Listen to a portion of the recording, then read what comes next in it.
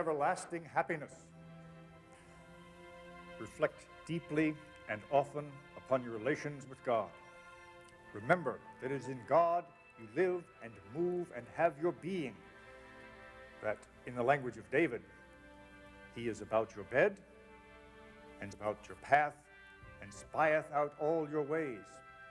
That there is not a thought in your hearts, nor a word upon your tongues, but lo, he knoweth them altogether, and that he will one day call you to a strict account for your conduct in this mortal life.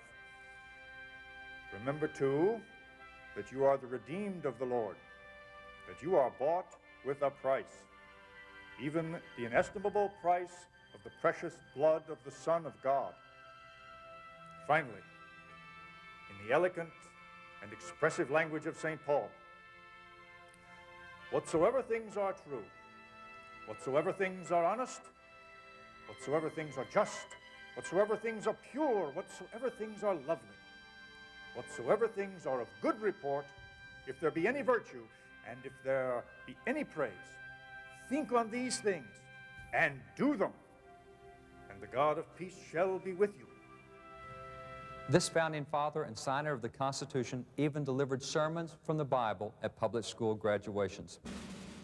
I feel the subject matter is really the founding fathers or the framers of the Yes. Is there a difference between framers and founding fathers? Some people try to make a very narrow category for framers or for founding fathers. But essentially, a founding father is someone who had a great deal of input on us becoming an independent nation and having the documents we have. Right. So those who did the Declaration of Independence, they're founding fathers, but they're also framers of the Declaration. Those who did the Constitution, 55, they're founding fathers, but they're framers of the Constitution.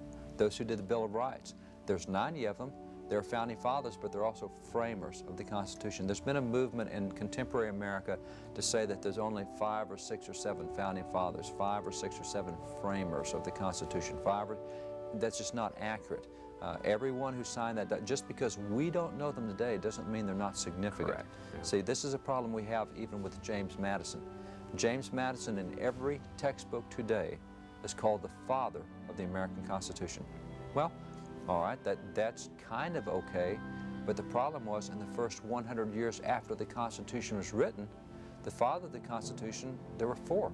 There was George Washington, there was Roger Sherman, there was Charles Cotesworth Pinckney, and there was James Wilson. Now, we may know who Washington is today, but there's a reason that previous generations pointed to James Wilson, that they pointed to Charles Cotesworth Pinckney, and they pointed to Roger Sherman and said, these are the fathers of the Constitution. Well, today we only use Madison, and we think he's the guy who wrote it.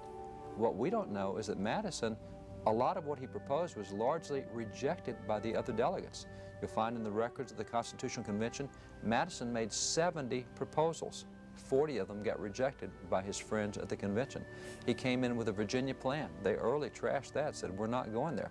So we've made a man to be the most authoritative source on the Constitution that was more often than not rejected by the other founding fathers for his ideas. Why do we do that? Because he's the one founding father that in recent years we found writings that would make him appear to be anti-religious. Wow. He came out with writings and said, you know, all those religious things I did early on, I think that was all a mistake. I shouldn't have done it. Oh, you need to be the father of the Constitution.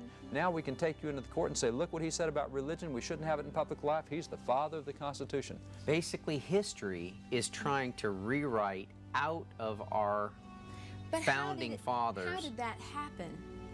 Is it just because the Well, Christians it's because by and large we don't know our own history. Yeah. I mean, you ask an Ignorance. American, ignorance has done it to us. The Scripture says his people perish for lack of knowledge. It's the same thing with American history.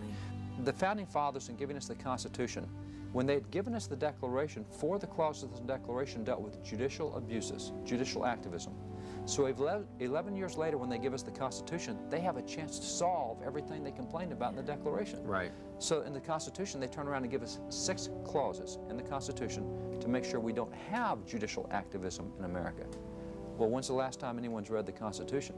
And we talk about it, we take an oath to uphold it.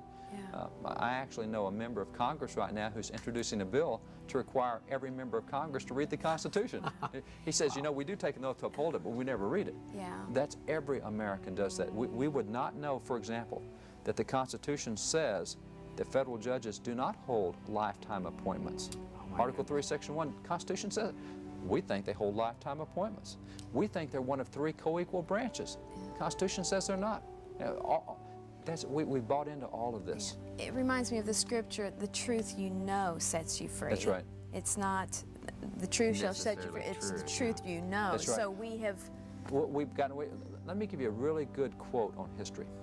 Whoever controls the present controls the past. Right. Yeah. Whoever controls the past controls the future. That's why what you write in textbooks is so important. Yeah. You see, if we write in textbooks, for example, that the Founding Fathers were all irreligious, and if we look back and only pick 2 or 3 out of the past, then that affects our future policies. We're going to say, oh no, they don't want this religious expression going in public. However, if right now we said, well, out of 55 at the Constitutional Convention, 52 of the 55 were members of Orthodox Christian churches, if that was the past we knew, then the future we have says, I don't think they're going to have any trouble with prayer in public events. Right. Don't think they're going to have any trouble with God in a motto. Don't think they're going to have any trouble with God in a pledge. Because 52 of the 55 guys who did the Constitution were members of Orthodox Christian churches. But that's not what we get.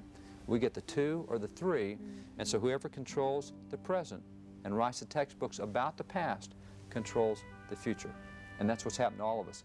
The history we know is what we've been taught in textbooks rather than going back to documents that have it. Over here on the far right is Jacob Broom. Interestingly, all you can see of him in this picture is the top of his head. The reason for this is that he is one of the few Founding Fathers who never had a portrait made. We do know that he was part of the Constitutional Convention. We do know that he signed the Constitution. What we don't know is what he looked like. Therefore, the painting omits his face. One other thing that we do know about Jacob Broom is that he was a devout Christian and that he raised his children in the Christian faith. One evidence of this is seen in this letter, which he wrote to his son James in 1794. James had left home to attend college at Princeton, and Jacob, like a good father, was concerned about how his son would behave while away at school. I flatter myself that you will be what I wish, but don't be so much flatterer as to relax of your application. Don't forget to be a Christian. I have said much to you on this head, and I hope an indelible impression is made. Jacob Broom reminding his son to stay true to the Christian teachings in which he was raised. This letter is yet one more proof that our Founding Fathers were indeed men of religious conviction. America was founded on biblical principle. America was founded on biblical principles by men who imbibed those biblical principles, who expressed those biblical principles in their writings and their policies. The signers of the Constitution were overwhelmingly Christian, and they enacted biblical policies in what they did, both in that document, through that document, and subsequently to that document in the federal government. In the classrooms and civil arenas of our nation today, you will find little evidence of the moral and Christian principles America was founded upon. Did our Founding Fathers intend for us to live in a secular society? Or did the Founding Fathers believe that Christian principles should be at the center of our government and Constitution? And what did they have to say about the separation of church and state? Discover our nation's godly history in the American Heritage series. America, this is your heritage. So it's accurate to say that roughly 95% of the framers of the Constitution, if you want to even be broader with the Founding Fathers of America, were all Christians and desired to have biblical truth inside and were getting their wisdom from the Bible. That's exactly right. You will find that throughout their writings. Give you another example of a signer of a Constitution. James Wilson, considered early on in the early generations as one of the fathers of the Constitution. Now, who's heard of James Wilson today? He's in a really select group of framers, of Founding Fathers. Only 6 individuals signed both the Declaration of Independence and the Constitution. James Wilson was one of those 6. When George Washington became president, he appointed 6 justices to the U.S. Supreme Court, 1 Chief Justice, 5 Associate Justices. James Wilson was one of the first 6 justices appointed to the U.S. Supreme Court. James Wilson, while he is sitting on the court, came up with the idea of, let's have law schools. Let's teach law to students. So James Wilson signed the Declaration, signed the Constitution. By the way, he was the second most active member at the Constitutional Convention. He spoke on the floor of the convention 168 times.